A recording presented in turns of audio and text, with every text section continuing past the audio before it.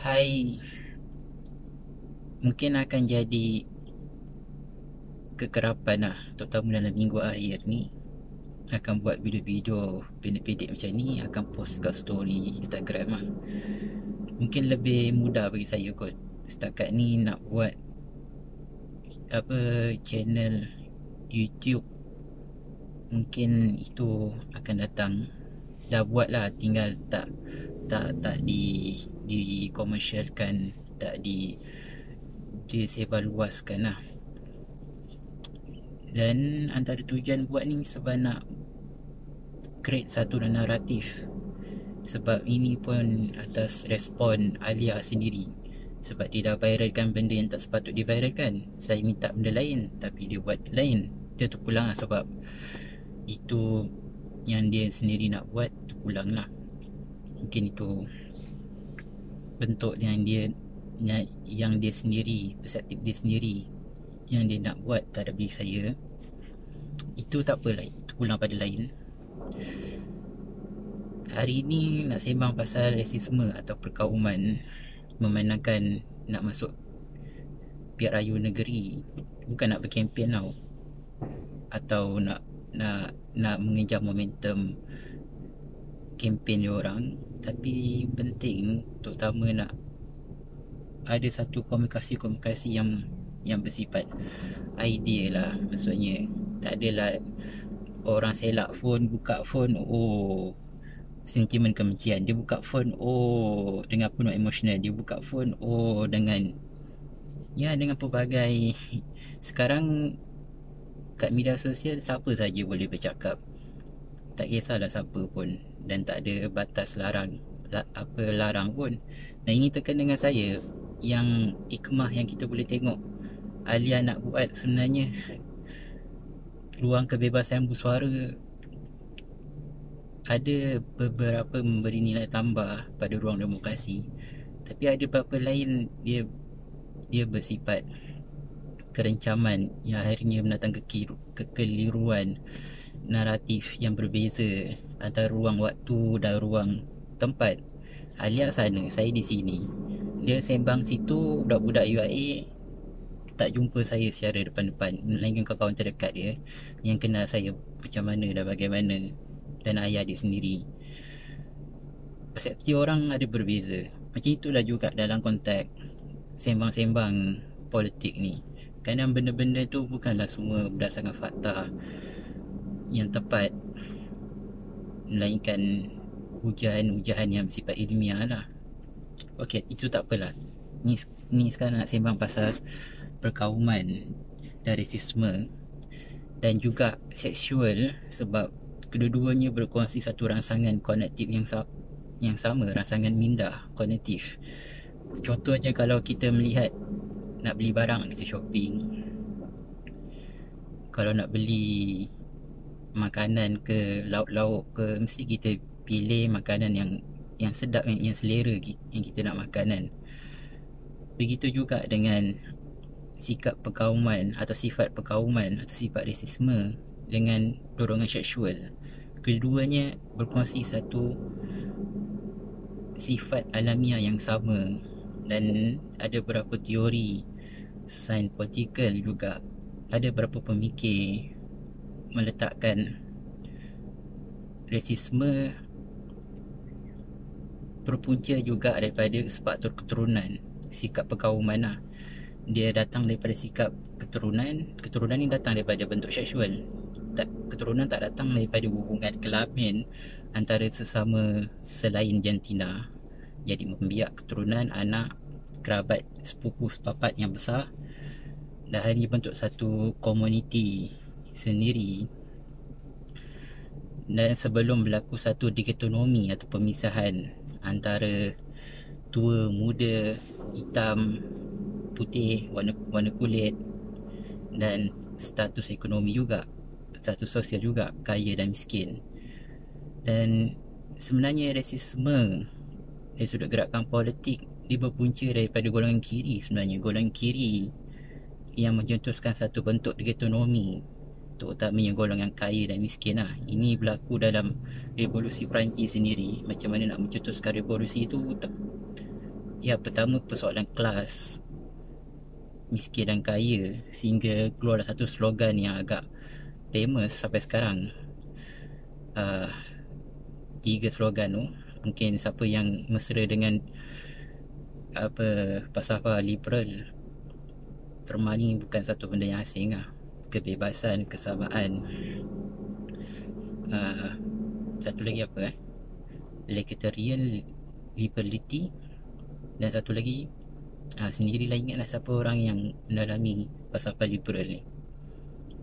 Dan kemudian dibawa satu naratif yang berbeza untuk tanya politik yang nak menekankan semangat perkauman atau semangat nasionalisme lah, berpunca daripada semangat nasionalisme, ketika mana hampir negara-negara yang menerima tempias imperialisme, kolonialisme yang dijajah, jadi semangat nasionalisme mula dikobarkan. Dari situlah mula satu fahaman yang bersifat dikotomi, pemisahan antara orang luar dengan orang tempatan atau pribumi.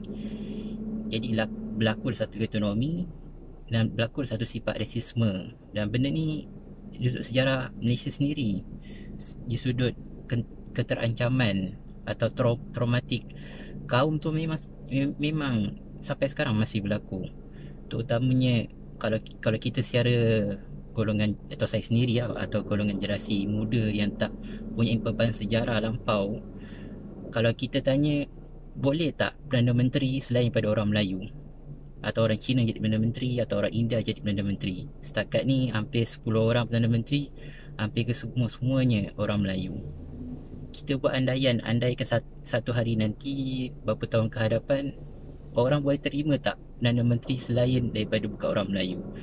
Dan memang akan ada perbezaan pendapat, terutamanya perbezaan generasi mungkin yang belakang, yang menanggung traumatik sejarah, yang melihat orang Melayu sendiri bergelut untuk mendapatkan tempat dia sendiri, terutama dalam pembahasan politik sendiri, pembahasan ekonomi sendiri. Kalau tidak, mengapa sampai sekarang ada pembagian bumi putra, hak-hak istimewa orang Melayu?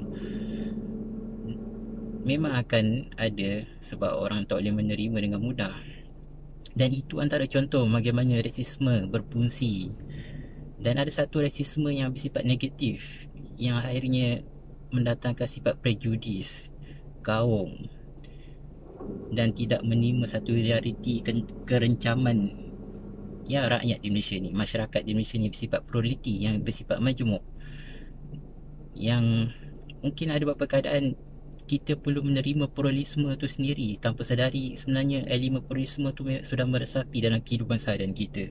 Contohnya hari-hari cuti, sebenarnya kita menyambut bentuk ritual agama tu dengan kita bercuti, tak kisahlah dia kaum apa pun. Contoh kalau hari raya, bukan orang Melayu yang beragama Islam saja bercuti, tapi orang, khususnya secara konteks kewarganegaraan, hampir semua bercuti. Walaupun sebahagian kaum lain tak menyambut literal bulan puasa, dan sekarang nak menyambut ibadah Korban. Dan itu sebenarnya melambangkan pluralisme, dan ini dikukuhkan lagi asas negara tu sendiri, rukun negara dan perlembagaan tu sendiri. Tapi walaupun secara jelas perlembagaan telah meletakkan batu asas orang Melayu sebagai hak istimewa, tapi sifat perkauman ni sentiasa akan berlaku. Nak kalau masuk musim pilihan raya, memang rasisme ni antara modal tiket atau main kad yang mudah lah. Kalau siapa yang nak dapat majoriti, bukan dapat majoriti lah, bertentu lagi guna perkauman dapat majoriti, tapi untuk dapat meraih undi lah. Dan mungkin orang yang melihat yang mudah terangsang dengan permainan perkauman, mudahlah buang undi, bentuk-bentuk undi macam begini. Terutama pilihan raya negeri, dia berbeza dengan pilihan raya umum, sebab pembagian kawasan lain, negeri lebih pada bersifat don. Jadi isu-isu yang bersifat tempatan dan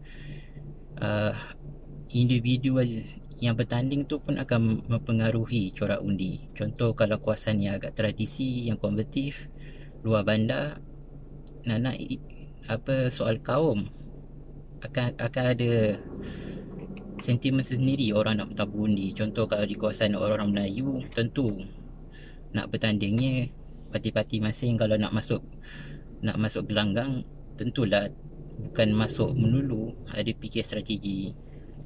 Kalau masuk kawasan yang memang majoritinya Melayu, kawasan yang luar bandar, tentu dia akan naikkan asas etnik satu kawasan. Contoh kalau di kawasan tu ramai Melayu, naik ke Melayu. Kalau India, naik ke India. Kalau China, naik ke China. Dan ini antara asas yang dah berlaku satu bentuk dikotomi. Orang Malaysia masih lagi melihat kaum agak sukar. Malah dalam IC sendiri pun, kalau kita isi borang mana-mana borang kerajaan pun atau mau bantuan pun dah bagi dah, walaupun dah ada warga negara Malaysia, tapi bawah masih letak bangsa apa, Melayu, India, Cina. Jadi ekonomi kaum ni masih berlaku, dan memang berlaku. Apatah lagi dengan bersifat alamiah, fizikal, warna kulit, rupa riak semua, itu pun akan ada satu bentuk penilaian orang sendirilah. Jadi rasisme memang menjadi satu corak dalam suasana politik kat Malaysia ni. Tapi soalnya, adakah rasisme ni bagus untuk masa depan Malaysia? Tentu dalam beberapa keadaan rasisme bukan satu perkara yang bagus. Dan perkara ni sama terpakai dengan bentuk rangsangan kognitif bila manusia ada satu kecenderungan seksual. Ini berlakulah kalau siapa yang, terutamanya generasi muda atau generasi yang agak dari sudut pergaulan yang cukup bebas. Kalau saya sendirilah, tentu kita suka tengok orang yang ada rupa cantik. Itu bagi saya seorang lelaki melihat perempuan. Dan revolusi seksual juga berlaku dengan pelbagai bentuk lah. Tapi secara asasnya memang ada bentuk seksual.